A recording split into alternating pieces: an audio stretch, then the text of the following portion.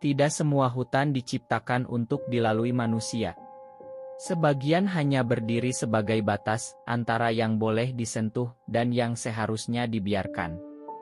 Orang-orang kampung di kaki gunung itu menyebutnya leuweung larangan. Tidak ada papan peringatan resmi. Tidak ada pagar. Namun sejak kecil, semua anak tahu satu hal, jangan masuk ke sana, apapun alasannya.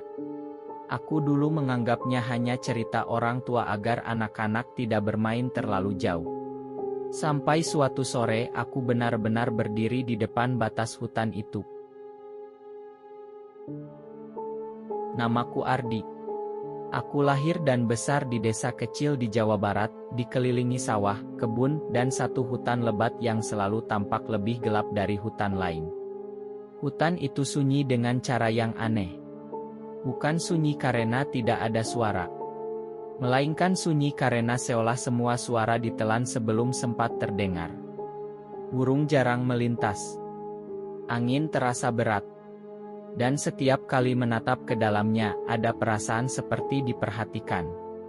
Orang-orang tua di desa selalu berkata, leuweung ta lain keur dilangkungan, atau yang berarti, hutan itu bukan untuk dilalui. Namun, larangan sering kali justru mengundang rasa ingin tahu.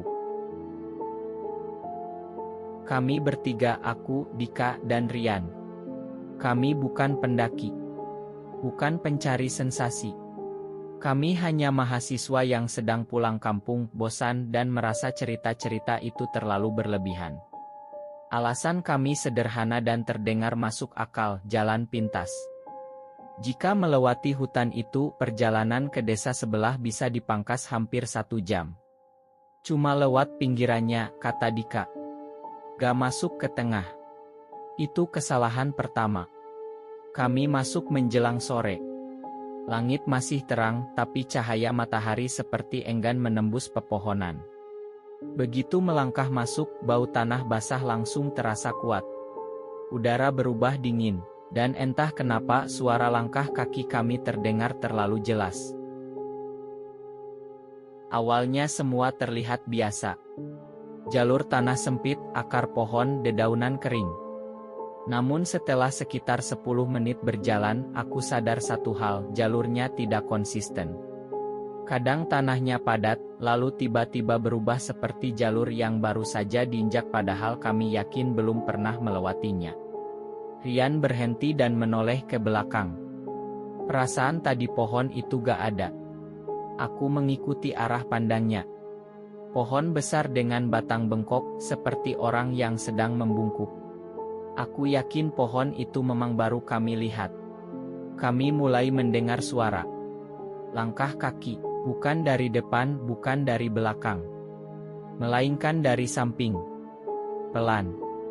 Teratur. Saat kami berhenti, suara itu ikut berhenti.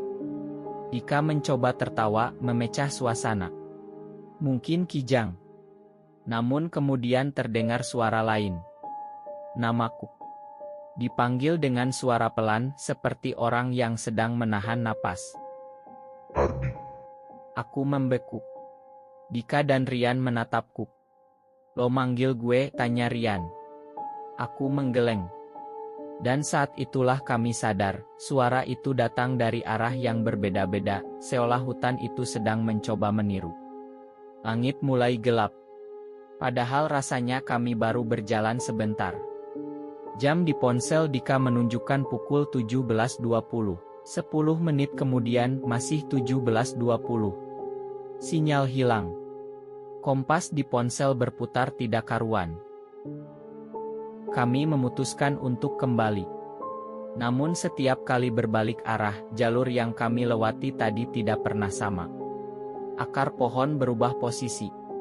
Batu besar yang kami jadikan penanda menghilang.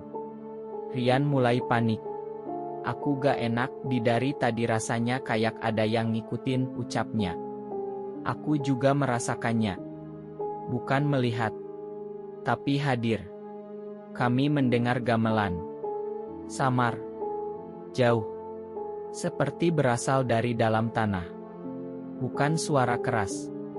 Melainkan irama pelan yang membuat dada terasa sesak. Orang-orang tua desa pernah bilang, jika kamu mendengar suara itu di leuweung larangan, jangan dicari, jangan dijawab. Dika entah kenapa malah melangkah ke arah suara. Aku menarik lengannya. Jangan. Saat itulah aku melihat sesuatu di balik pepohonan. Bukan sosok jelas. Hanya bayangan tinggi berdiri diam, lebih gelap dari kegelapan itu sendiri. Dan anehnya bayangan itu tidak bergerak. Seperti menunggu kami yang mendekat. Rian terjatuh. Saat kami membantunya berdiri, ia berbisik, suaranya gemetar, "Di."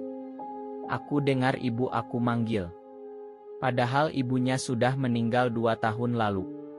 Aku sadar satu hal yang terlambat, hutan ini tidak menyerang. Ia mengundang. Menggali memori. Meniru suara yang paling kita percaya. Aku memejamkan mata dan membaca doa seingatku. Bukan dengan suara keras, melainkan dalam hati. Dika ikut diam. Rian menangis tanpa suara. Dan tiba-tiba suara gamelan itu berhenti. Kami menemukan jalan keluar saat langit benar-benar gelap. Lampu-lampu desa terlihat seperti mimpi. Orang-orang menyambut kami dengan wajah tegang. Seorang kakek mendekat dan hanya berkata pelan, "Anjen dibalikin atau kalian dikembalikan." Tidak diselamatkan. Dikembalikan. Sejak hari itu, Dika sering terbangun tengah malam. Rian tidak pernah mau kembali ke desa itu. Dan aku setiap kali mencium bau tanah basah saat malam, aku selalu merasa seperti leuweung larangan masih mengingat namaku. Hutan itu masih ada, tidak ditutup, tidak dijaga. Karena yang seharusnya menjaga jarak adalah manusia.